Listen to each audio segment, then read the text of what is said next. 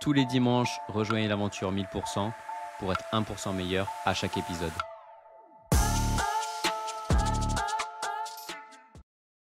Dans le cadre de notre partenariat avec Nutri&Co, on est heureux de vous proposer moins 10% sur tout le site avec le code podcast10. Il y a un code en description. Retour au podcast. Bonjour à tout le monde, bienvenue dans ce nouvel épisode de 1000% accompagné du Pierrot comme d'habitude qu'on ne présente plus. Ça va Pierrot, la forme? Ça va nickel. Bonjour à tous. Ravi de pouvoir recevoir Pierre. C'est vrai qu'on a eu des petits problèmes d'enregistrement. C'est la troisième fois qu'on essaye de faire ce podcast. Aujourd'hui, un podcast hyper intéressant. On va parler de l'eau du robinet. Est-ce qu'on peut y faire confiance? On va essayer de vous apporter des solutions, clarifier un petit peu la situation avec notamment un rapport que nous a transmis Pierre qui est très très complet, même trop complet pour nous. J'avoue, on n'a pas eu le temps de tout lire hein, et plus de 500 pages. Donc, on a l'honneur de recevoir Pierre Souvé. Je te laisse te présenter, Pierre, pour les gens qui ne te connaissent pas. Prends le temps. On a besoin aussi de mettre en avant ton association, tout ce que tu fais. Donc, parle-nous un petit peu de tous ces projets. Donc, moi, je suis Pierre Souvé, je suis cardio. J'étais installé à Vitrolles et à Marignane à la clinique pendant très longtemps. Et je préside depuis 2008 l'association Santé Environnement France. C'est une association composée uniquement de professionnels de santé. Alors, pas parce qu'ils savent tout, hein, mais parce que c'était une décision, je veux dire, politique, entre guillemets. Alors qu'évidemment, les acteurs de santé, les ingénieurs, enfin, qui vous voulez peut être aussi efficace, mais bon, on avait décidé comme ça. Et on a décidé de s'occuper de tous les sujets santé-environnement, ce qui fait qu'on était les premiers en France. Hein. Initialement, ça a été la mesure des PCB. Les PCB, c'est des polychlorobiphéniles. On avait interdit la pêche des poissons et la consommation des poissons en dessous d'Avignon, jusqu'à l'embouchure du Rhône, parce que les poissons étaient contaminés en ces produits qui viennent d'huiles de transformateurs qui se sont répandus et ils ont la caractéristique de ne pas s'éliminer, comme les PFAS. Ils restent, donc ils sont allés dans les sédiments, c'était des huiles en fait, hein, des sédiments, les petits poissons mangeaient les sédiments, puis les gros mangeaient les petits, et nous on a mangé les gros et les petits. Et donc tout le monde est contaminé. Ça se met dans vos graisses, et au fil des années, normalement, évidemment, ça augmente. Et donc on s'est dit, mais bon sang, les gens qui mangent des poissons, qui pêchent, donc il y a eu des gens, on a pris des pêcheurs de Port-Saint-Louis, des pêcheurs d'Arles, et on a montré, et c'était évident que ceux qui mangeaient beaucoup de poissons, du Rhône, mais aussi le thon, l'espadon, enfin les gros poissons de mer, puisque les PCB, ils ne s'arrêtent pas à l'embouchure du Rhône, hein, eh ben, étaient les plus contaminés. Le problème, c'est que ce sont des produits cancérigènes qui altèrent l'immunité, qui altèrent la thyroïde, enfin bon, c'est un gros caca, comme les PFAS. Et donc on s'est dit, bon sang, les autorités, ils vont surveiller les gens puisqu'on avait fait un questionnaire basé sur une étude américaine sur les lacs Michigan, hein, c'était très sérieux. Et on s'est dit, ben, on va surveiller, ils vont dire aux gens qui mangeaient beaucoup de poissons, on va vous surveiller particulièrement, voir si, voilà, sur les risques de cancer, etc. Et il ne s'est rien passé.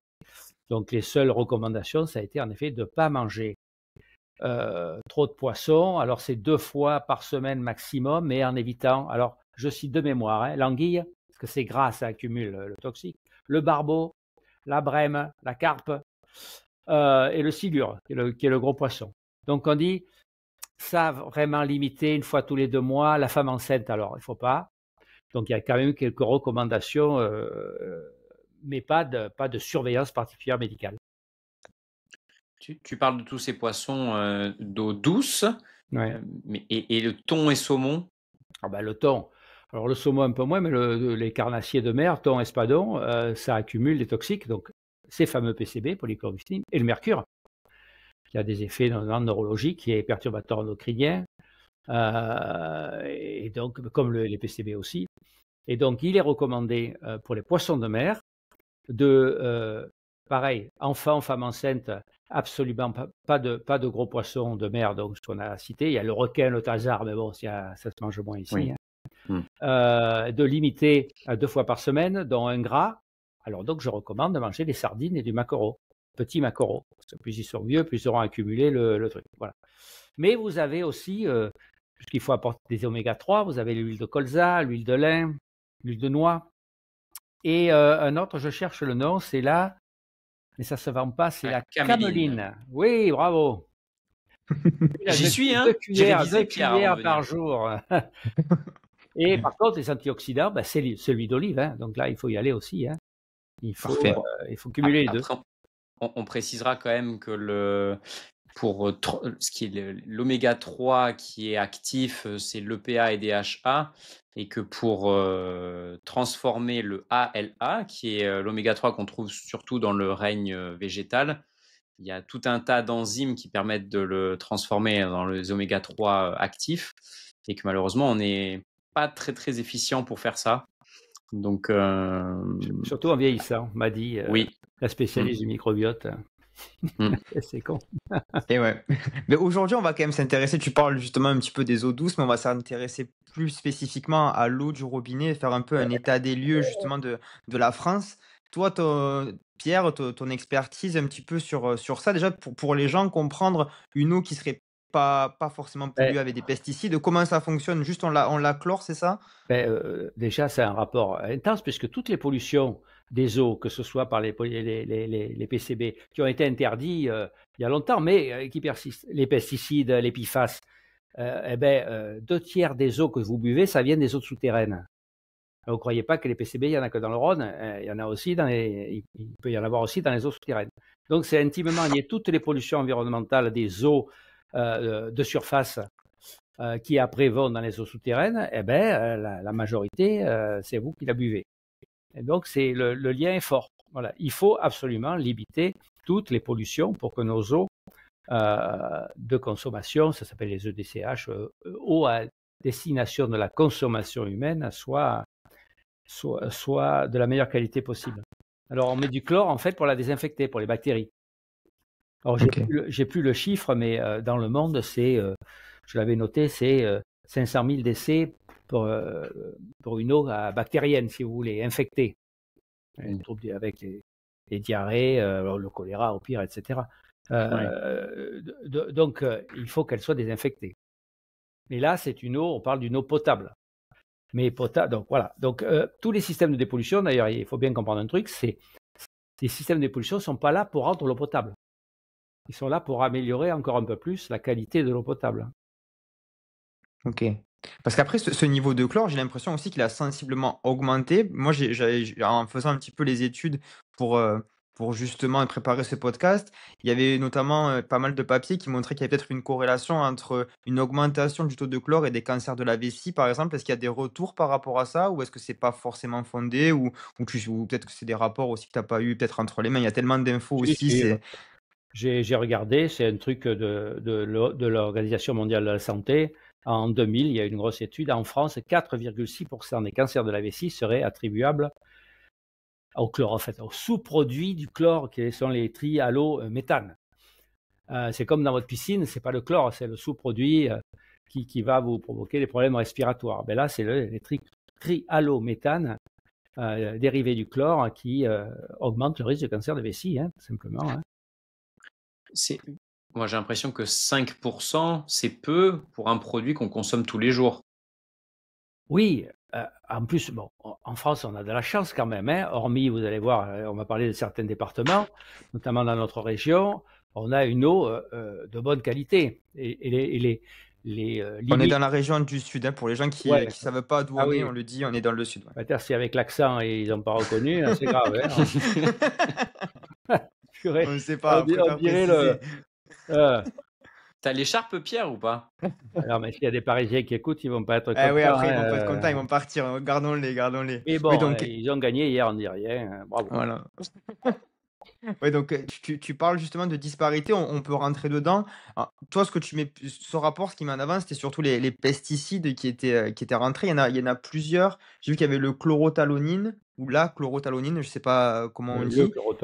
Le chlorothalonine. Il y en avait aussi, il y en avait plusieurs qui ressortaient.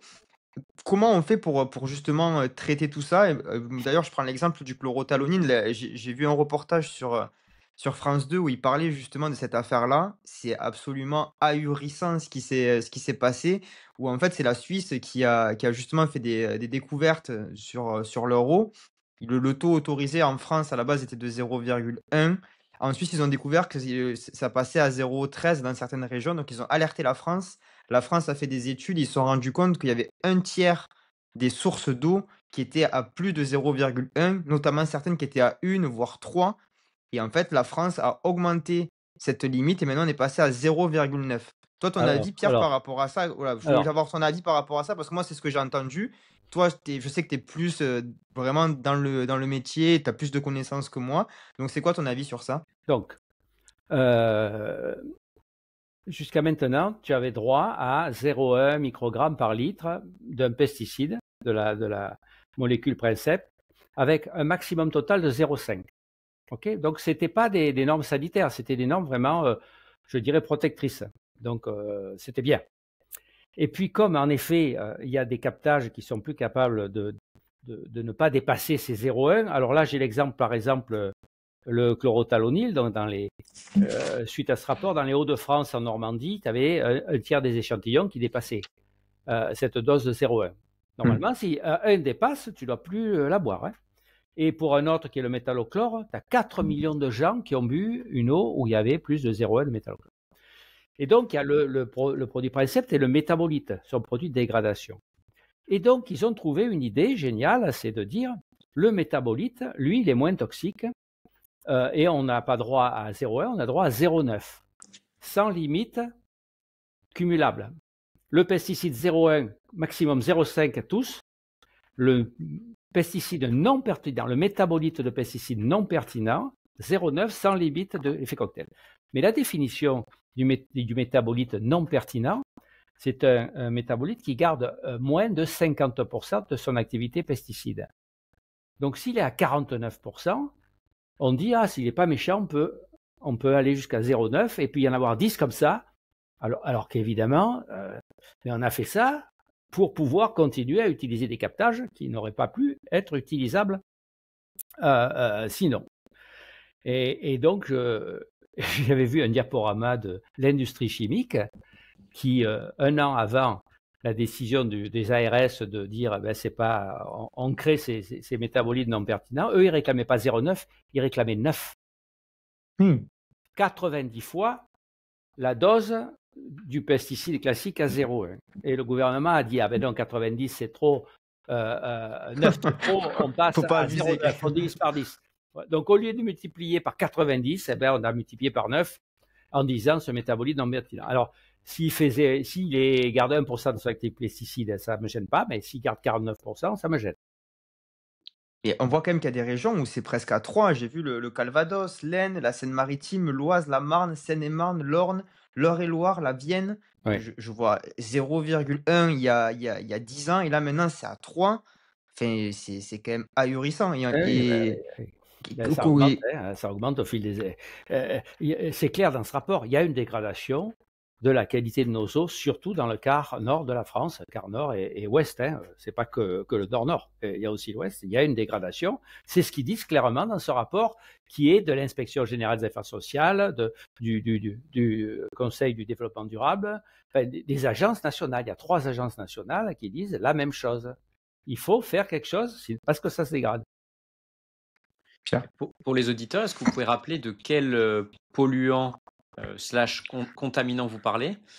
Et deuxième point, est-ce que tu pourrais, Pierre, nous faire la liste non exhaustive, mais par exemple des top 5 des produits, par exemple, qu'on peut retrouver dans les eaux, dans l'eau du robinet et auxquels il faudrait faire attention? Alors, là, dans ce rapport, c'est les pesticides.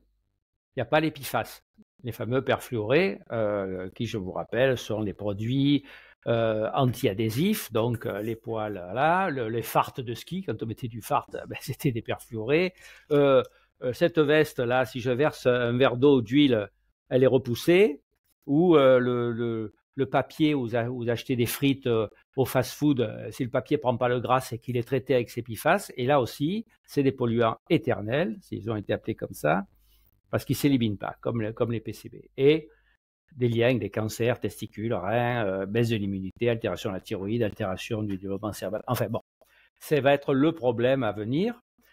Et ils ne sont pas dosés, sauf quelques études faites par des ONG notamment, ils ne sont pas dosés, ce sera systématiquement à partir de 2026 dans l'eau.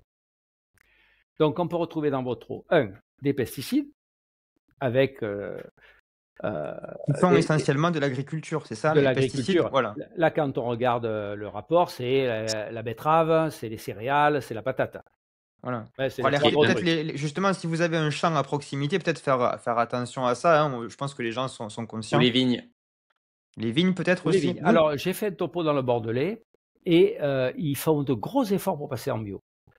Ils ont conscience qu'à l'exportation, de toute façon, maintenant, si ton vin n'est pas, ils auront du mal à vendre. Donc, il y a vraiment, j'étais en Bourgogne. Alors là aussi, ça bouge, mais c'est un peu moins parce qu'en plus, le Bordelais, c'est soutenu par la région. Enfin, il y a vraiment une transition qui s'opère. Mais en effet, bon, quand c'est pas fait, il faut pas les.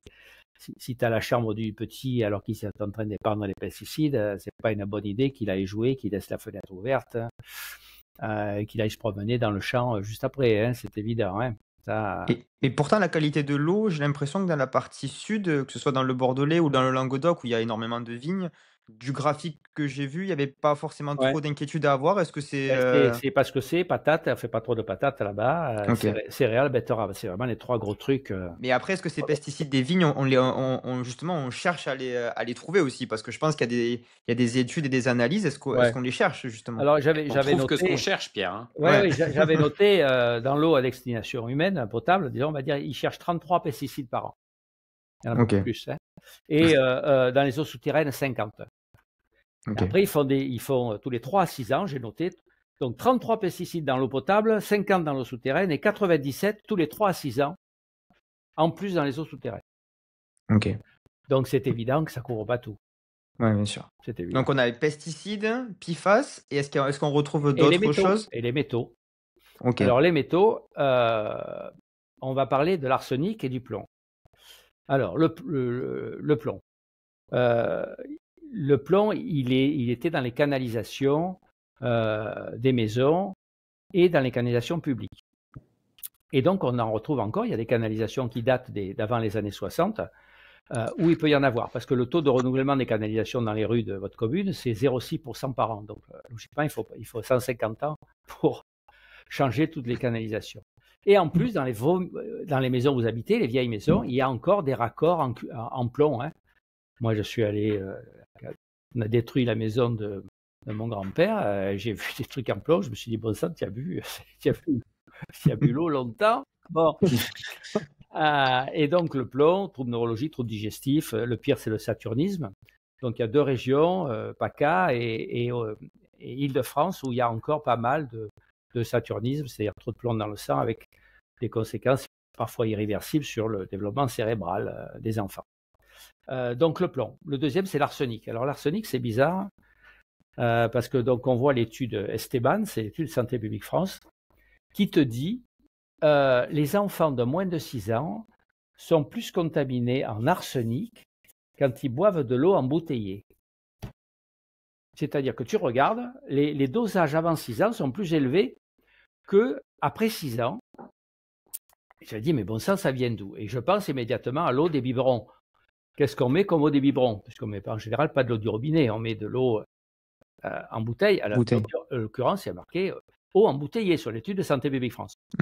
Et donc, je téléphone à une grande marque d'eau. Alors, je ne la cite pas là. Hein. Tu peux la citer, hein?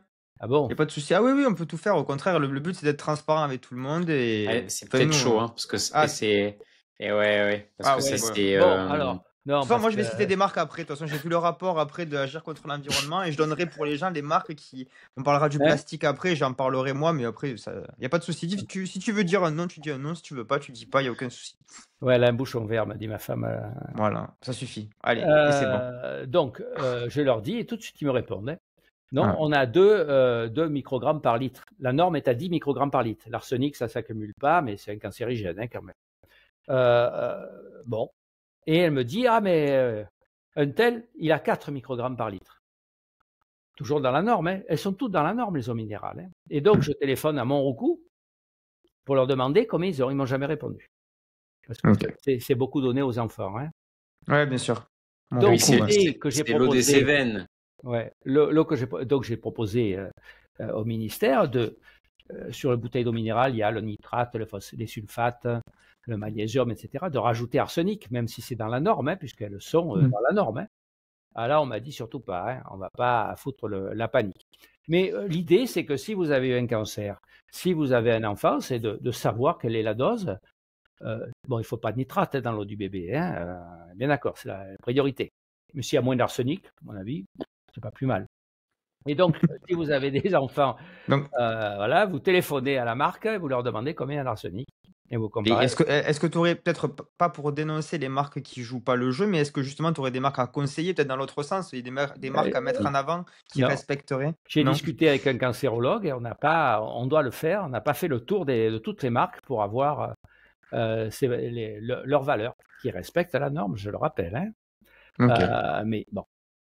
J'espère qu'on aura des solutions à la fin, hein, parce que Oui, il y On en va- a, il y en a, il y en Il y en a. a, il y en a. Et le j'ai pas troisième, pris d'eau pour le podcast encore. Oui, mais dans la bière aussi, il peut y avoir des PFAS, hein, je te le dis tout de suite. Ok. Et surtout dans vos poêles anti-adhésives. Voilà, Limite, c'est là où on se contamine le plus. Il faut qu'elles ne soient pas abîmées, hein, déjà. Premier point, si elles sont abîmées, ce n'est pas une bonne idée. Ouais, le coup de fourchette, on le connaît. Hein. Et deux, Oui. oui, c'est pour ça qu'il faut un ustensile en bois qui va racler, pas un truc dans les ustensiles, vous prenez le bois ou l'inox, hein, pas les trucs en plastique. Et donc, pas les faire trop chauffer. Au-dessus de 260 degrés, ça peut libérer dans l'air des perfluorés. Mais ça peut se retrouver dans la bouffe, hein, c'est très simple. Quand vous détruisez votre chemise où il y a des PFAS qui est traité, etc., ou le papier du fast-food, ça va dans l'eau, ça finit dans l'eau, hein, c'est pas forcément incinéré, etc. Et puis dans l'eau, après les stations, ils font des boues d'épuration qui servent de fumier d'engrais pour les cultures. Et donc, comme nos stations d'épuration ne sont pas capables d'éliminer ces micropolluants, que ce soit les résidus de médicaments ou les PFAS, eh ben, ça peut se retrouver dans le champ et remonter dans la plante. Donc, tu peux bouffer des tomates où il y a des PFAS par le circuit de l'eau et des bouts d'épuration. Ok. Et moi, j'avais entendu aussi qu'on pouvait retrouver des dérivés un peu de médicaments. Est-ce que c'est quelque chose qui existe réellement? On dit qu'il y aurait des dérivés de Doliprane, d'antidépresseurs. Enfin, après, je sais pas si c'est des rumeurs ou pas. D'antibiotiques aussi. Est-ce que c'est D'antibiotiques, ben, c'est simple. Les poissons près des Calanques à Marseille, ils n'ont jamais mal à la tête. Parce qu'on a fait, Extremer a fait des mesures, hein, ils avaient un taux de paracétamol très élevé. Et donc, ça fait rire beaucoup. Hein. Ouais, bien sûr, mais ça fait pas trop rire en fait. Ok. Et il y avait aussi des anti-inflammatoires. Il peut y avoir des antibiotiques qui vont favoriser l'antibiorésistance. Bien sûr, quand vous prenez un paracétamol, vous allez le pisser. Hein. Oui. Et il finit dans l'eau. Hein. Quelqu'un qui prend la pilule, pareil, il y a des oestrogènes qui se retrouvent dans l'eau. Un traitement cancéro, ben, ça se retrouve dans l'eau. Alors, les hôpitaux, ils peuvent avoir des stations d'épuration plus évoluées, mais quand tu es chez toi, ben, difficile. Tu le fais pipi ou caca, hein, en gros, je résume.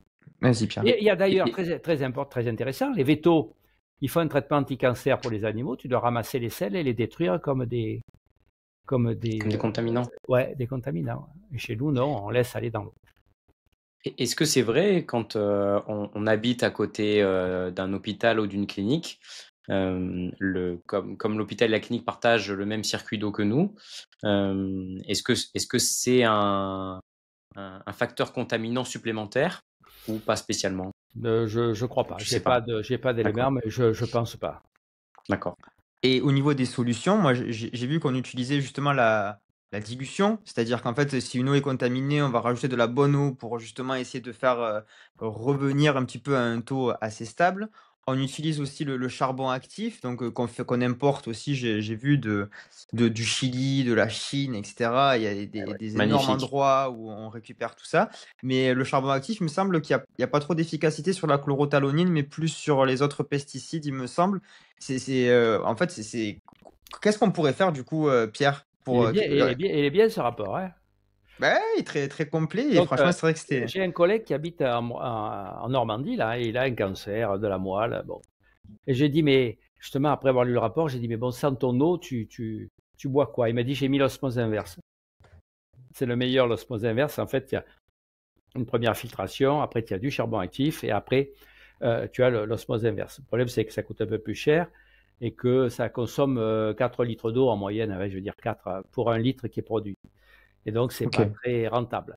Mais ça associe membrane, charbon actif, et après l'osmose. C'est le meilleur. Mais Ça élimine c'est tout, hein, ça élimine quasiment tout. Le chlore, les métaux, les PFAS, les pesticides, les mais ça, métaux. c'est connecté à ton circuit d'eau Ouais, ou ouais. c'est Lui, OK. il a branché sur son système d'eau. Dans la maison, hein, pas dehors. Hein. Et pour toute l'eau de la maison ou c'est juste l'eau de la cuisine, par exemple? Ah ben il faut que ce soit l'eau que tu bois. Si tu te douches avec, c'est pas un problème. Hein. Ouais. Ouais, c'est l'eau à boire. Le charbon actif, ça marche aussi, hein, plus ou moins selon le pesticide, mais ça marche. Et donc Et là, tu as le système, puisque l'osmose, elle a du charbon actif, ce que tu branches directement au robinet. Voilà, ça coûte pas très cher, on va dire 50 €, mais il faut le renouveler tous les 3000 litres. voilà. Mais C'est ça qui est c'est déjà une protection. Ça, c'est important, Pierre, parce que pour le dire ou pour les gens, parce que moi, j'ai lu pas mal de rapports sur tout ce qui était filtration. Ce qui revient, c'est que c'est efficace, mais par contre, si on ne le change pas assez rapidement, au contraire, c'est une catastrophe. Donc Oui, ça, c'est bien aussi de le dire aux gens et ouais. d'insister sur le fait de peut-être les renouveler plus tôt que trop tard et de pas faire des économies sur ça parce qu'on détruit complètement ce qu'on a mis en place. Et oui, absolument, ça s'entretient et ça peut être moins efficace au bout d'un moment. Après, quand tu as éliminé avec l'osmose ou le charbon actif le chlore, parce que tu élimines aussi le chlore, hein, il y a le plomb, les PFAS, les pesticides, hein, les médicaments, mais le chlore aussi. Et si tu gardes cette eau trop longtemps non désinfectée, ça peut favoriser éventuellement la contamination bactérienne. Donc l'ANSES, notamment dans les carafes, Brita par exemple, a dit il ne faut pas garder, il faut la mettre au frais et la boire assez rapidement, pas la garder trop longtemps parce que le chlore, le Ça, chlore est ça partout. veut, ça veut dire quoi? Plusieurs jours à peu près? Enfin, 1 ou 2 jours pour la 24 boire? heures, hein, les 24 heures, va, dans Ok. l'idéal. Si tu la mets au frais, un peu plus. Ok. Pierre? Sur le système de filtration, bon, l'osmose inversée, bon, je pense que ceux qui seront motivés pour l'installer, ils feront leurs recherches. Est-ce que tu pourrais nous donner une indication comme filtre à charbon actif à acheter pour mettre sur le robinet? Alors, tu en as plein qui vendent ça. Vous mettez. Donc, j'ai pas de marque en particulier. Ok. Il n'y a pas forcément vérification. Moi, j'ai regardé plusieurs sites. Il y en a qui te présentent une étude qui te montre l'efficacité. C'est pas toujours le cas. Donc, il faut que chacun, voilà, se fasse son idée en regardant s'il y a vraiment une étude. Il y a eu juste une étude sur les carafes filtrantes qui ont, alors que je l'ai devant les yeux, qui a été faite en 2004, 2024. Juste Pierre, excuse-moi Pierre, les carafes filtrantes, t'appelles ça quoi? Tu C'est remplis juste avec pareil. de l'eau et t'attends ou c'est vraiment C'est les des grosses Brita. cuves qu'on... Ah, Oui, ok. il y a Tu du parles pas charbon. des grosses cuves qu'on peut Ben non, avoir aussi et les la berquets, ok. carafe, tu mets ta carafe, Voilà, la classique. Brita par Ok. exemple, mais Ouais, bien sûr. c'est du charbon actif. Hein. Donc, Alors, Ok. dans cette étude qui comparait 4 marques, Brita, Elite et Standard, 0 Water, Aquagir et Clearly Filtred, elle date de juin 2024, hein, te montre que c'est de très efficace à moyennement efficace. C'est efficace. De très efficace à moyennement efficace avec quelques différences suivant le type de pesticide, etc. Et donc, allez voir sur cette étude, je pourrais vous donner c'était surtout sur les PFAS. Hein. Tu peux nous la donner, le nom de l'étude? Oui, C'est elle possible? s'appelle Performance of Pitcher Type. Performance of Pitcher Type, POU, en majuscule, Filters. Bon, avec ça, vous avez... Dans le cadre de notre partenariat avec Nutrien&Co, on est heureux de vous proposer moins 10% sur tout le site avec le code podcast10. Il y a un code en description. Retour au podcast. ce qu'il faut, hein, fort oui, oui, on va trouver, voilà. t'inquiète. Performance T'inquiète pas. of Pitcher Type, POU, Et il y a... Filters. Ouais, mais là après, c'est surtout sur les PFAS alors, et est-ce que sur les pesticides ça marcherait, Ouais, ce Britain? oui, le charbon actif, ça marche. Mais comme le dit l'étude des agences, ça marche plus avec certains, moins avec d'autres, c'est variable. Mais globalement, ça t'enlève le chlore, cancer des vessies, ça t'enlève le plomb, c'est quand même, ça apporte quelque chose, quoi. Ok. Et après, qu'est-ce que tu en penses justement des... Excuse-moi, vas-y Pierre. Et est-ce qu'il y a une marque qui est plus performante que les autres, selon cette étude, Pierre? J'ai pas noté, mais je vous laisse aller voir mais c'est globalement, il n'y a pas de classement très précis sur les PFAS. Hein. Vous allez voir, je ne peux pas faire de pub à un parce que bien si sûr. c'est très efficace sur les PFAS, ça peut l'être un peu moins sur tel ou tel pesticide. Donc, bon. Mais il faut savoir que ça apporte quelque chose. Donc, si vous êtes dans une zone agricole où justement les prélèvements, même s'ils ne sont pas complets, et vous pouvez aller voir sur donc le site qualité de l'eau, vous mettez qualité de l'eau sur Internet, .gouv, et vous allez pouvoir trouver tous les prélèvements dans votre commune. Donc vous aurez Justement, déjà on avait trouvé ça avec Pierre. On avait trouvé 2 sites. Il y avait UFC, je crois, ou je sais plus ce que c'était le premier. Il y avait le service public qui faisait ça, je pense. C'est celui-là que tu parles, Pierre. Et il y en avait un autre Pour qui UFC Que Choisir, oui. UFC C'est Que toi qui m'avais Choisir. donné ça. Hein. Alors, C'est ça. il y a un site officiel, hein. Ouais, bien sûr. Alors, Oui, évidemment, UFC. à chaque fois, ils font la bactério, ils font pas les pesticides à chaque fois, le plomb à chaque fois, le mercure, etc. hein. Mais si tu remontes tous les prélèvements dans l'année, tu vas trouver une fois l'arsenic, une fois, etc., etc. Et ton voilà. Non, vas-y. Et ton avis sur les stations, tu sais, Berquet, là, qu'on voit, les grosses fontaines, c'est encore plus efficace, tu sais, grosses cuves. vraiment les grosses cuves qu'on voit? Les grosses cuves, alors moi je les Oui. crains parce que des fois elles sont faites avec du polycarbonate et il peut y avoir des biphénols dedans. Donc les gros trucs dans les entreprises, il faut savoir en quoi c'est fait. Parce que Non, pas ça. Toi, tu parles des stations d'eau. Moi, je te parle, Ouais. tu sais, en inox, là, ce qu'on voit, les Berquet, tu sais, ils font des fontaines, je sais pas, c'est un genre de grosses cuves métalliques comme ça où tu remplis de l'eau et après, tu as un compte-gouttes qui va venir après derrière te Mais je ne remplir. sais pas quel est le système, si c'est du charbon actif à la sortie, c'est probable, hein, mais je ne peux pas vous le certifier. L'inox est inerte, donc quand vous gardez les aliments ou autres, il n'y a pas de problème avec l'inox, le verre, évidemment, la fonte. Et après, leur système, je présume, c'est du charbon actif, mais je n'ai pas regardé. Donc, je peux pas vous dire. Non, pas de Mais souci. méfiez-vous des grosses bonbonnes en plastique dans les entreprises qui donnent parce que il faut être sûr qu'il ne soit pas du polycarbonate où on retrouve des biphénols. Ben ça, justement, c'est l'occasion d'en parler aussi parce qu'on peut penser qu'une des solutions, c'est de boire de l'eau en bouteille en plastique, notamment, qui est très répandue. Il y a des études qui montrent justement qu'il y aurait des dérivés plastiques à l'intérieur de ces eaux-là. Comment tu peux expliquer ça, Pierre? Enfin, qu'est-ce qu'on pourrait faire? Est-ce que tu conseilles aux gens de boire de l'eau en bouteille en plastique de ce fait, ou pas spécialement, ou tu trouves que... Comment faire en fait? Tu sais, on se dit, bon, ben, l'eau du robinet, elle est pas bonne. L'eau en bouteille, est-ce que c'est quand même un risque qui est moindre, ou est-ce que tu la conseilles? Alors, l'eau du robinet, chez nous, elle est plutôt bonne. Maintenant, si vous Oui. habitez dans une vieille baraque où il y a les trucs en plomb, il va y avoir du plomb. Donc là, il faut essayer de mettre un système au moins de charbon actif pour l'éliminer. Hein. Mais globalement, nos régions à nous, dans le sud, c'est plutôt bien. Dans le nord, il y a vraiment un effort à faire. Sur les plastiques, il y en a partout. La production a doublé, on est à, je ne sais plus, 470 millions de tonnes, je n'ai plus le chiffre en tête. Si on réduisait en 2030 de 40% la production actuelle, on tomberait à la valeur de 2010.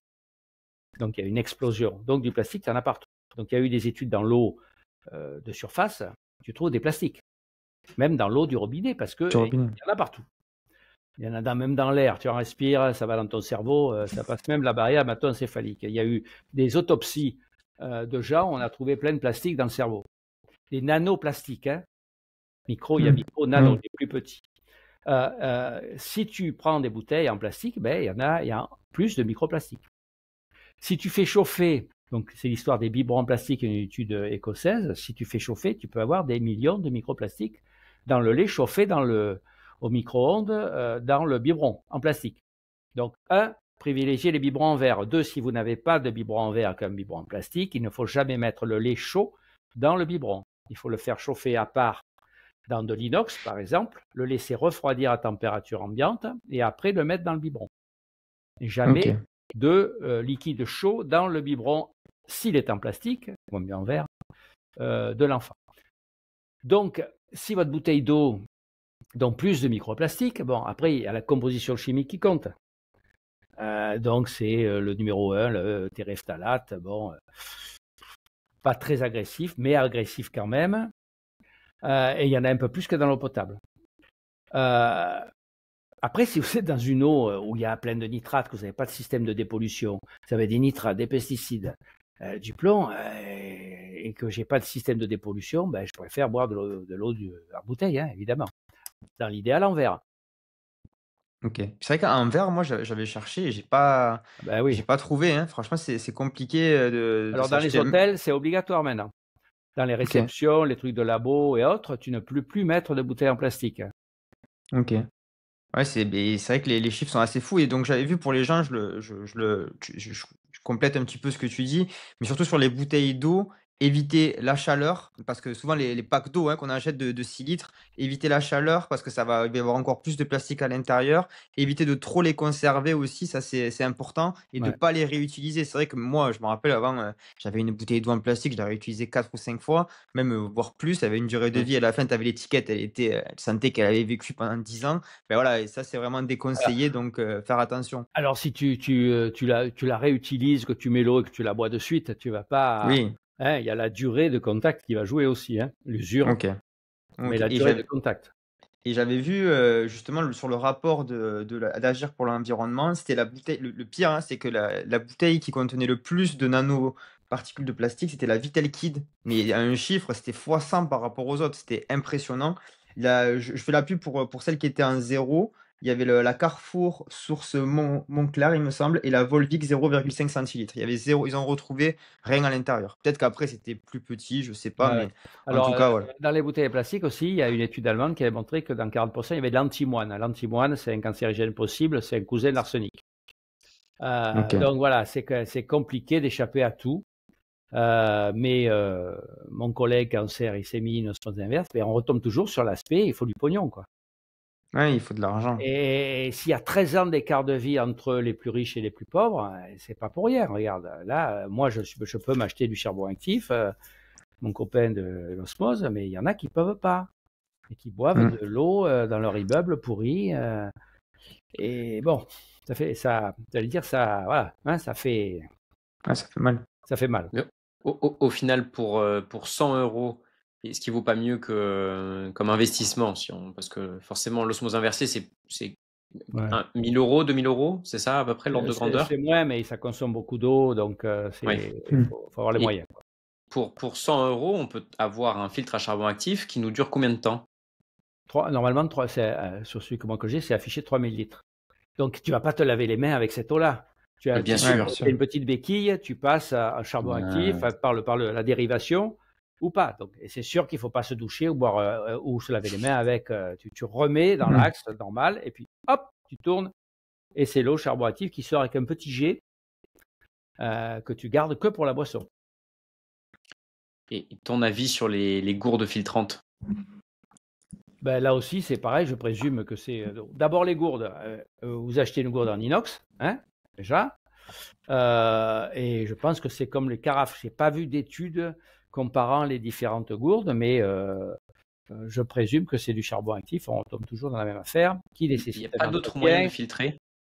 Non, il y a l'ozonation, mais il ne recommande pas de boire cette eau. Et faire bouillir de l'eau, non? C'est pas ça Alors, marcherait bouillir de pas? l'eau, oui, oui, mais tu vas éliminer essentiellement le chlore, OK. mais pas forcément le reste.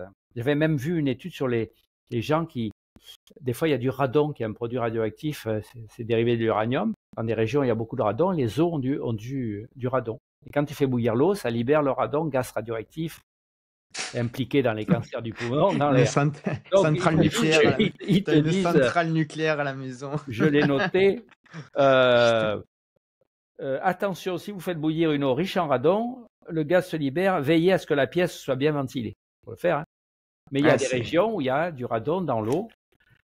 Voilà. Donc, et il y a une question, Pierre, est-ce qu'on peut, par exemple, moi je prends ma petite, eau du robinet, est-ce que je peux aller à un endroit, à un labo et la faire tester? Est-ce que c'est possible ouais, ou oui, bien sûr. je vais où? Je vais à un laboratoire, je vais au laboratoire qui me prend mes analyses sanguines ou? Oui, je pense qu'il pourra t'orienter sur le labo qui va analyser l'eau. Il y a des labos spécialisés, hein, qui ne sont pas les labos médicaux, hein, mais Mmh. je pense qu'ils connaissent. Ouais, ça peut être intéressant justement si vous êtes dans une de ces régions-là, essayer peut-être de vous rapprocher, faire un test, savoir combien ça coûte et au pire, je pense qu'avec tous vos voisins, vous pouvez cotiser pour faire analyser un verre d'eau et voir derrière, Alors, j'ai quel oublié état. de dire, hein, si le plomb, si tu as des tuyaux en plomb chez toi, il faut laisser couler l'eau. Voilà, j'allais le dire, Hein. j'allais te poser la Le, question. le fait que ça stagne, ça va accumuler. Donc, il faut laisser l'eau couler 2 minutes. 2 minutes? Ouais, ben, c'est ce qui est dit. En tout cas, la laisser couler pour éliminer ce qui a pu stagner et qui peut être au début de la sortie du robinet. Ok. Et c'est pareil dans les canalisations en PER, parce qu'au final, c'est du plastique. Alors, les canalisations en PVC, il y a des gens qui commencent à faire des études pour savoir si on va retrouver du plastique, des PVC, qui est cancérigène. A priori, oui. A priori, oui, si elles sont usées. Eh oui, a priori, Ça. oui, mais j'ai pas de chiffres. Ok. C'est pas inerte comme du verre ou de Eh ouais. En fait, ou le de problème de l'inox. l'eau, c'est que l'eau fixe tout. On est d'accord. Enfin, à part l'inox, on a l'impression qu'il faudrait faire peut-être des canalisations en inox. Hein. Je sais pas si c'est possible, mais en fait, ça serait presque la seule solution pour éviter ce type de problème. C'est clair. Je crois qu'il a quoi, Bill, chez lui? Bah, je sais pas il doit avoir de l'eau. Je pense qu'on n'a pas la même eau. Hein. Ou alors il a un bon système de filtrage, peut-être juste. Hein.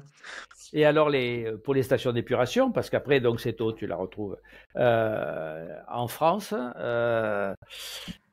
Déjà, il y a des régions où c'est tellement, où il y a beaucoup de pesticides ou autres, et que les prix augmentent parce qu'ils sont obligés d'investir. Eh oui. Et donc, j'avais vu 50 centimes de différence au mètre cube, justement, dans le Calvados, etc., par rapport à d'autres départements. En Suisse, ils ont lancé un grand programme de plus d'1 milliard. Les Suisses ont accepté de donner 9 € par personne, je crois, pour justement les rénover et introduire ce qu'on a dit, le charbon actif, pour éliminer au moins 80-90% des micropolluants, ce qu'on vient de citer depuis le début. Mais ça reste, quand tu en parles au ministère, on te dit c'est trop cher pour la France. Mais à un moment donné. Oui, bah après, ils soigneront les maladies après. Eh oui. Et puis, si ça augmente, il y a des captages qui vont plus être accessibles. Alors, j'avais noté qu'il y avait. Oui, mais t'inquiète pas, Pierre, ils augmenteront les taux. Hein. Oui, ou diluent. Enfin, c'est vrai qu'ils diluent. Tu amènes une eau qui est bonne, puis tu la mélanges à l'autre, du coup, ça diminue. Mais après, est-ce que nous, en France, le problème, c'est qu'on n'a peut-être pas assez d'eau par rapport à la Suisse qui a pas beaucoup d'habitants et qui a beaucoup d'eau, j'imagine. Est-ce que nous, la France, notre problème, c'est peut-être pas aussi un manque d'eau à long terme? Est-ce qu'on va avoir la capacité de diluer ces eaux-là? Absolument. La ressource en eau, c'est fondamental. S'ils ont créé alors qu'on avait de très bonnes valeurs de protection, les métabolites non pertinents, les nappes, si elles s'effondrent avec le réchauffement climatique, il y aura encore plus de concentration de toxiques dedans. Et donc, moins d'eau, la ressource, 2, l'augmentation des concentrations des polluants dans nos eaux souterraines notamment. Pierre? Tu parlais de faire analyser son eau chez soi, Alexandre, mais petit point, je me doute que peut-être il y a des cycles en fonction de l'hiver, l'été, à quel moment tu prélèves l'eau. Je suppose que c'est pas stable comme. Mais justement, est-ce qu'il y a un moment qui est plus à risque qu'un autre, tu vois, peut-être? Est-ce que Pierre, tu as une idée de ça, peut-être? Est-ce que c'est vraiment intéressant? Si ça vient des eaux souterraines, à mon avis, il n'y aura guère de différence. Par contre, au sud de Lyon, là où ils ont trouvé des PFAS, c'est l'eau qui est puisée dans le Rhône. Donc là, évidemment, en fonction des moments, par exemple, d'épandage, là, ce n'est pas les pesticides, c'est les PFAS. Au moment de l'activité industrielle, au moment d'épandage, si c'est des captages d'eau superficielle, forcément, à ce moment-là, il va y en avoir plus. Et est-ce qu'aussi les inondations, ça peut être un moment où on peut avoir plus de pollution au niveau de l'eau? Si par exemple on sent qu'autour de nous, il y a eu pas mal je pense notamment à Charente-Maritime, il y a pas longtemps, hein, où ça a été dramatique. Est-ce que c'est un facteur justement un petit peu alarmant aussi? Là, c'est plutôt le risque bactériaux. Okay. Parce que les stations d'épuration sont débordées et voilà, quand tu te promènes à Marseille après les grandes pluies qu'il y a eu, c'est interdit de se baigner parce qu'il y a du colis partout. Mais l'eau du robinet, par contre, elle n'est pas impactée par ça. Et ça dépend d'où elle vient. Si c'est de l'eau souterraine, ça n'a pas de problème. Si c'est de l'eau superficielle, ça peut. Ok. In fine, les bouteilles en plastique sont peut-être contaminées, peut-être pas. L'eau du robinet est peut-être contaminée, peut-être pas. Je ne vais pas pouvoir tester toutes les eaux que je bois et mon eau du robinet. Autant mettre un filtre à charbon actif à mon eau à mon robinet de chez moi, dans ma cuisine. Et puis on parle plus de tout ça, non? C'est pas ça Ben oui, mais c'est très injuste socialement parce que toi, tu as les moyens. Et il y en a qui n'ont pas les moyens. Donc, c'est pas la solution. La solution, c'est ce qu'il dit dans le rapport, c'est de protéger les captages, de favoriser le bio, l'agriculture bio autour de ces captages et d'avoir des systèmes de dépollution beaucoup plus efficaces. D'avoir une fiscalité plus grande sur les pesticides, d'avoir des contrôles, parce que les contrôles sont très rares, mais surtout, il faut réduire l'usage et protéger des pesticides, et des PFAS aussi, bien sûr, et protéger les captages, c'est fondamental. Il y a eu 15%, j'ai regardé, 15% des captages en 40 ans qui sont out. Ouais, c'est vrai que je pense que en fait, on critique peut-être un petit peu l'État, mais peut-être que c'est aussi quelque chose qu'ils n'avaient pas vu venir, hein. Tous ces pesticides-là, ils n'imaginaient pas je pense, l'importance de la pollution que ça allait entraîner. Bien sûr, nous, on arrive, le constat est fait, c'est facile de critiquer, mais c'est vrai que je pense qu'ils sont en train de prendre ça en compte et j'espère qu'ils prendront soin du problème. Moi, j'aimerais juste Pierre, attends, juste pour dire, nous, on ne dit pas les agriculteurs, c'est leur faute. On dit qu'il faut les aider à faire la transition. Ouais, bien sûr. Bien entendu. Ben, justement, je t'avais parlé, Pierre, de ce label qui s'appelle le label Terre de Source pour préparer le podcast. Et c'est justement des agriculteurs qui ont créé ce label et qui vont justement éviter de mettre des pesticides pour protéger l'eau. Donc ça a été à Rennes que ça a été créé. Et je pense que c'est peut-être voué à se développer. Et juste pour les auditeurs, Pierre, j'aimerais qu'on fasse un petit résumé des facteurs pour les gens qui nous écoutent, de se dire, ben, si j'ai ça dans mon environnement, par exemple, tu vois, les gens qui habitent dans la moitié nord, on a dit, attention, est-ce que tu pourrais nous faire un petit état des lieux des facteurs qui pourraient un petit peu nous mettre la puce à l'oreille en disant peut-être que mon eau, elle est pas très bonne? Est-ce qu'on pourrait faire un petit rappel de ça? Donc, nord de la France, champ d'agriculture. Nord de la France, quart nord, pesticides, nitrates, surtout dans l'ouest où il y a beaucoup nord-ouest où il y a beaucoup d'élevage. Hein. PFAS, ça dépend, puisque c'est des pollutions industrielles, même si elles se généralisent. Il y en a eu dans le Gard, il y en a eu dans le Rhône. En Italie, il y a une zone, une ville, je ne sais plus le nom, où il y a eu des milliers de gens qui ont bu une eau trop riche en PFAS. Si vous êtes malade, enfin bon, j'allais dire si vous êtes malade. Si vous habitez dans une vieille maison, donc on a parlé du plomb. Et quoi vous dire d'autre? Bon, c'est déjà pas mal, hein. C'est déjà pas mal. Donc, vieille maison, comment on pourrait faire pour savoir si nos canalisations sont avant au plomb? 1960. Ok, d'accord. Après, normalement, il n'y en a plus. Ok. Ouais, mais on va faire attention, hein. Après, le but, c'est pas non plus d'inquiéter tout le monde, mais c'est juste de mettre un petit peu ça et faire attention à votre Si tu n'as pas les environnement. moyens, au moins tu la fais couler. Parce que l'eau à Marseille est de bonne qualité, sauf si tu as des maisons, il y a du plomb. Donc tu la laisses couler pour que le plomb qui a stagné soit évacué. Ok. Mais on est dans le sud, on est plutôt bien. Hein. Ouais, mais surtout à Marseille, j'ai vu que l'eau venait du Verdon, il me semble, et même des Alpes-Maritimes. Donc Alors, une anecdote, j'avais rencontré une des grandes sources françaises, hein, très très très connue, et j'avais dit, mais est-ce que votre captage est protégé? Il est en montagne. Hein. Il m'a dit non, en fait, mais on a surtout de l'élevage qui est dans la zone tu sais, l'eau est dans le bassin versant, elle va aller dans la source. Mais c'était pas obligatoire d'être en bio autour de cette grande source française. Ok. Ouais. Mais bon, c'était en zone d'élevage de montagne, donc moins exposé potentiellement. Acheter des filtres. Ouais, moi, je veux que les gens pauvres ou qui n'ont pas les moyens, ils aient une eau toujours, voilà. Et donc, après, si tu prends de l'eau en bouteille, au final, si tu fais le calcul, je pense que tu dois à peu près être t'as amorti ton filtre. Je pensais au niveau du prix, tu me dis que c'est quoi, 3000 litres? Ouais, si les gens achètent des packs d'eau, je pense que c'est même une économie. Hein. Oui, tout à fait. Je ne sais plus combien c'est le prix de litre d'eau par rapport à l'eau de robinet. C'est 25, c'est 30 centimes le litre d'eau. Ouais, ça va être 6, ça fait presque 2 €, un peu moins de 2 € le pack. J'ai pas fait comme un député à dire que c'était 5 € la bouteille d'eau en plastique au supermarché. Ça dépend. Hein. Il y a des Parisiens qui la payent à 5 €, crois pas, un peu fraîche là, avec un peu de com dessus. Mais c'est l'été devant la Tour Eiffel, ça. Ouais, c'est sûr. Bien au frais là, tu sais, avec les petites gouttes qui tombent sur la bouteille. On espère qu'on a été complet. Peut-être une dernière question, Pierrot, pour Pierre, ou faire un récapitulatif. Je pense qu'on a été quand même bien. Merci beaucoup, hein, Pierre. Ben alors attention, il y a des microplastiques dans la bière. Hein. Ouais, il ne veut pas qu'on boive de bière aussi.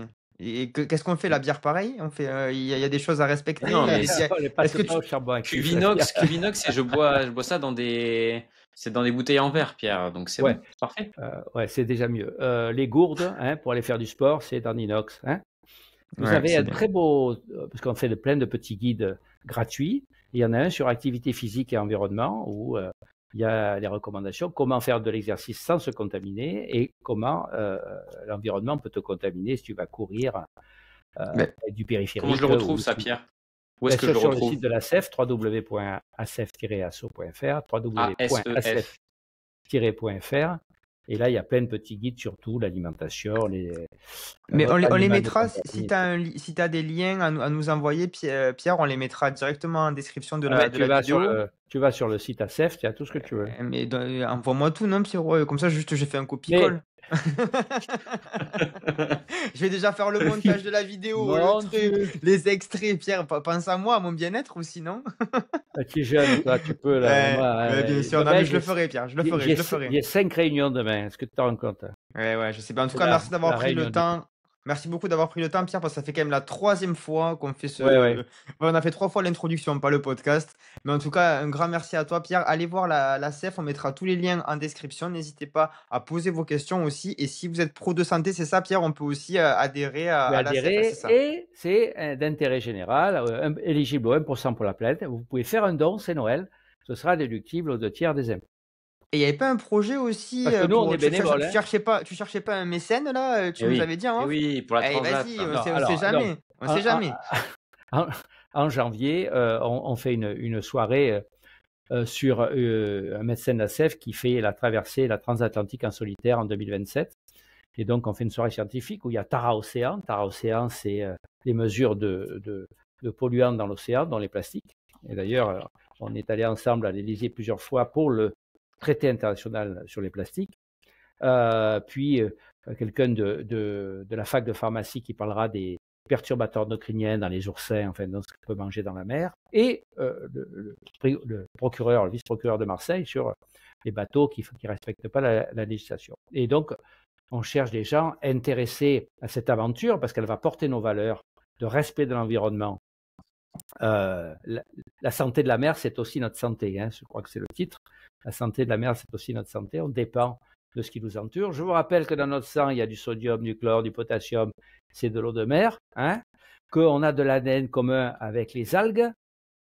Et donc, qu'on a un lien fort et qu'il faut protéger, pour nous protéger, il faut protéger notre environnement. Et voilà. Donc, on cherche des gens qui se passionneraient pour ça, qui auraient envie d'aider, d'être partie prenante de cette aventure. Voilà.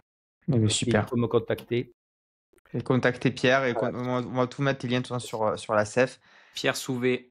Mais tout ça, on mettra tout, vous inquiétez pas. Et un grand merci, Pierre. Dommage qu'on n'ait pas eu l'écharpe olympique de Marseille, mais là, à la fin de l'épisode, on pourrait presque la sortir parce que les Parisiens, même s'ils partent, il reste une seconde, donc il y a plus. Et c'est pas bien grave.